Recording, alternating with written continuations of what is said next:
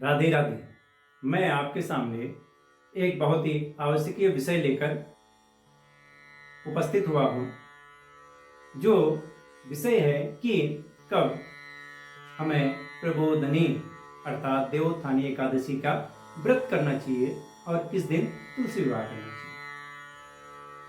एवं साथ ही साथ कब भीष्म पंचक प्रारंभ हो रहे हैं, कब समाप्त होंगे और इस दिन है गंगा स्नान। तो सबसे पहले हम शुरुआत करते हैं देवोत्थानी एकादशी से। देखिए, इस बार थोड़ा सा यह संशय का विषय बन गया है कि प्रबोधनी एकादशी का व्रत कब करना चाहिए। 1 तारीख को सुबह 9:11 से एकादशी तिथि प्रारंभ होगी। अब 1 तारीख को दशमी है पहले, उसके बाद एकादशी लगती है, तो यह सीधे सीधे दशमी भेदी तिथि हो गई। कई लोग दशमी भेदी एकादशी का व्रत नहीं करते हैं, तो जो ग्रस्त जन एवं सन्यासी जन हैं उनके लिए तो यह 1 तारीख को प्रबोधनी हरि प्रबोधनी अर्थात देवोत्थानी एकादशी का व्रत रहेगा।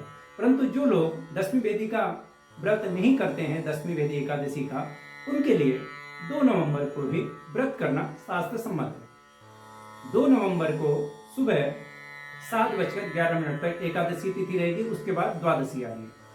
अब इसमें भी एक संशय यह है कि 3 तारीख को द्वादशी नहीं है, क्योंकि द्वादशी तिथि का क्षय हो जा रहा है। अब कहीं कहीं पर शास्त्रों में यह भी मिलता है कि एकादशी तिथि का पारायण जो है वह द्वादशी को ही करना चाहिए।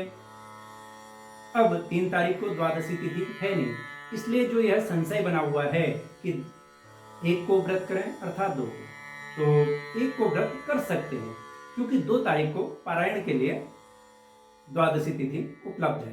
परंतु 3 तारीख को द्वादशी तिथि किसी भी हाल में है नहीं। तो जो सन्यासी हैं, ग्रस्त जन हैं, वह 1 तारीख को कर सकते हैं।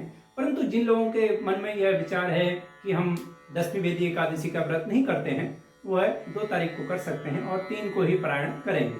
ठीक है, और कोई इसमें ऐसा हमें शास्त्र मत नहीं मिलता है कि वह 3 तारीख को पारायण क्यों ना करें। ठीक है, क्योंकि एकादशी का व्रत है तो 3 को ही पारायण करना पड़ेगा। अब बात करते हैं तुलसी विवाह की। तो तुलसी विवाह 2 तारीख को है, परंतु उस दिन रविवार एवं द्वादशी तिथि है। अब यह भी एक संशय का विषय हो गया कि द्वादशी एवं रविवार को तुलसी जी का स्पर्श करना एवं तुलसी जी को तोड़ना यह निषेध है। अब हम अगर तुलसी जी का विवाह करेंगे शालिग्राम जी के साथ, तो स्पर्श भी करेंगे, पूजन भी करेंगे। तो शास्त्रों में ऐसा भी विचार है कि द्वादशी, त्रयोदशी, चतुर्दशी एवं पूर्णिमा, इन सभी तिथियों में जिस दिन भी आप इस तुलसी विवाह को करने के लिए आप उपलब्ध हो अथवा आप कर सकते हो, उस दिन कर सकते हैं। ठीक है, इसमें कोई संशय नहीं है कि हम द्वादशी को ही करें या त्रयोदशी को ना करें, ऐसा नहीं है। आप द्वादशी, त्रयोदशी, चतुर्दशी, पूर्णिमा को कर सकते हैं, इसमें किसी प्रकार का कोई संशय नहीं है। अब जो विवाह नक्षत्र है वह 2 तारीख को उत्तरा भाद्रपद आ रहा है और 3 तारीख को भी प्रदोष काल में रेवती नक्षत्र है, तो दोनों ही दिन विवाह के लिए उत्तम है। अब कई जगह शास्त्रों में ऐसा वर्णन है कि 2 तारीख को ही करना चाहिए, लेकिन अगर कोई 2 तारीख को बहुत ज्यादा विचार कर रहा है, वह 3 तारीख को भी तुलसी विवाह कर सकता है। इसमें बहुत ज्यादा विचार करने की आवश्यकता नहीं है। तो जो सन्यासी एवं ग्रस्त जन है उनका 1 तारीख को व्रत रहेगा, और जो वैष्णव संप्रदाय के हैं, जो भगवान विष्णु के अनन्य भक्त हैं, जो दशमी भेदी एकादशी का व्रत नहीं करना चाह रहे हैं, वह 2 तारीख को ही व्रत करेंगे। तुलसी जी का विवाह हम 2, 3, 4, 5 तारीख तक कर सकते हैं, इसमें कोई किसी प्रकार का संशय नहीं है। अब जो भीष्म पंचक आ रहे हैं, इनमें कई लोग जो कार्तिक शुक्ल पक्षी एकादशी से लेकर पूर्णिमा तक भगवान विष्णु का पूजन करते हैं, उसके उपरांत दोपहर में भीष्म पितामह का एकोदिष्ट श्राद्ध करते हैं। तो वह भीष्म पंचक 1 तारीख से प्रारंभ होंगे और 5 तारीख को समाप्त होंगे। उसके उपरांत हम बात करें कि वैकुंठ चतुर्दशी किस दिन है? तो 4 नवंबर को रहेगी वैकुंठ चतुर्दशी और 5 नवंबर को देव दीपावली का पर्व मनाया जाएगा।